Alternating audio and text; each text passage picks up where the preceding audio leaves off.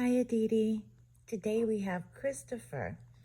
And Christopher has 4 books. He has Christopher Can't Sleep,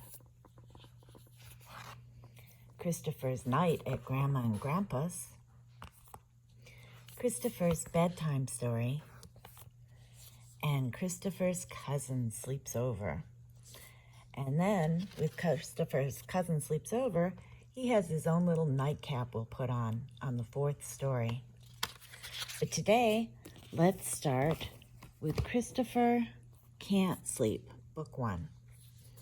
Are you ready for a story? Let's see if Christopher's ready. I'm ready for you to read me my story. Okay, let's get started.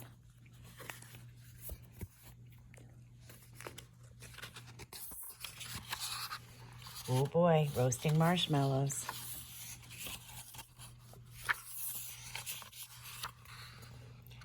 Christopher had a full day. He was camping with his dad. He had gone hiking, swimming, and fishing, but now it was time for bed.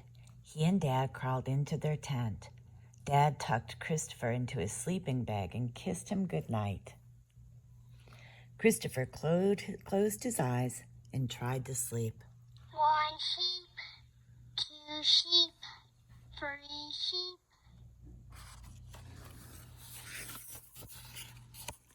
No matter how much he tried, Christopher couldn't get comfortable. His sleeping bag was too toasty. The moon was too bright, and the ground was too hard. Christopher had trouble falling asleep. It's time to get to sleep.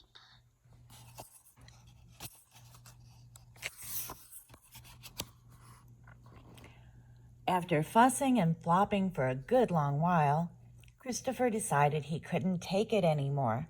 He woke up his dad and told him he couldn't sleep. "Why don't we go for a walk?" Dad suggested. So they started down off the path. Christopher and Dad walked and walked until they came to a lake. Close to the shore, they saw a bird like no bird Christopher had ever seen before. The bird was standing on one leg, and it was asleep. "Everyone is asleep but me," Christopher said. "No fair." Dad laughed. "Why do you think that is?" Christopher thought long and hard. I know the answer. Then Christopher got an idea. If the bird could sleep out in the fresh air, maybe he could too. It couldn't hurt to try sleeping on one leg either.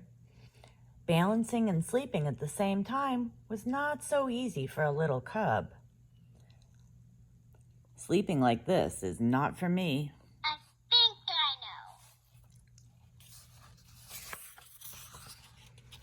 Christopher and Dad walked on. When they stopped for a minute to rest their tired paws, something raced out in front of them and ducked into a hole. Curious, the cub followed the creature. He looked inside the hole. It was dark in there. All Christopher could see was a mama fox and her little kits curled up, all sleeping soundly. He wondered how the mama fox had gone from running to sleeping so quickly. He wanted to be sleeping too. Christopher was getting pretty tired.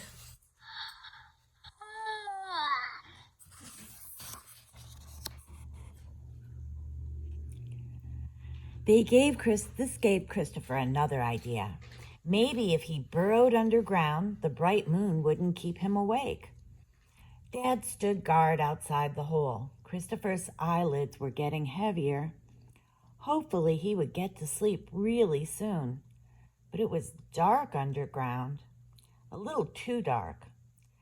"Sleeping like this is not for me." "Christopher, sleeping like this is not for me." I wonder.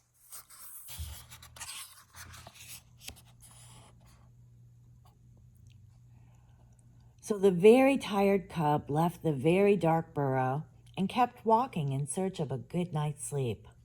"Look out," Dad said. Christopher stopped and rubbed his eyes. He had almost walked straight into a bat hanging upside down. The bat was sleeping soundly, wrapped snugly in its wings. He wondered how the bat could sleep so well. Christopher was getting pretty tired.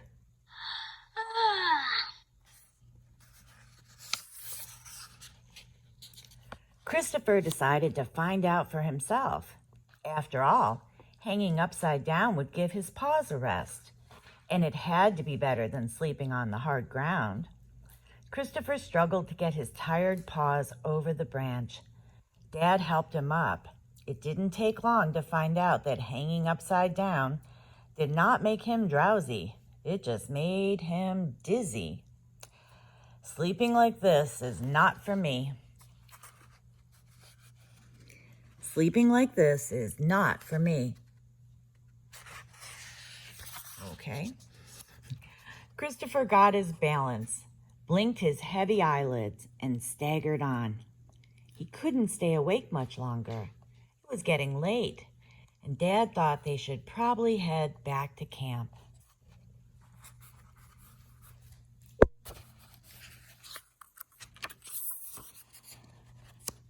The farther Christopher and Dad walked, the more Christopher yawned. He just wanted to find a place to sleep where he wouldn't have to stand on one leg, be underground, or hang upside down. Christopher was feeling really sleepy. But I'm not sleepy. While Christopher had been busy thinking about the perfect place to sleep, he hadn't noticed that they had already made it back to the campsite. Their tent looked awfully inviting. When Christopher crawled into the tent, Dad asked, "So did you find what you were looking for?" "I sure did," Christopher said, smiling at his sleeping bag. Christopher was ready for bed. I'm very tired.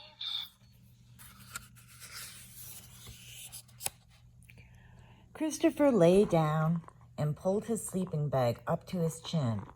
As he dozed off to sleep, Christopher thought that this was the coziest spot he'd ever slept in. Dad kissed him on the forehead. "Sweet dreams, Christopher." Good night.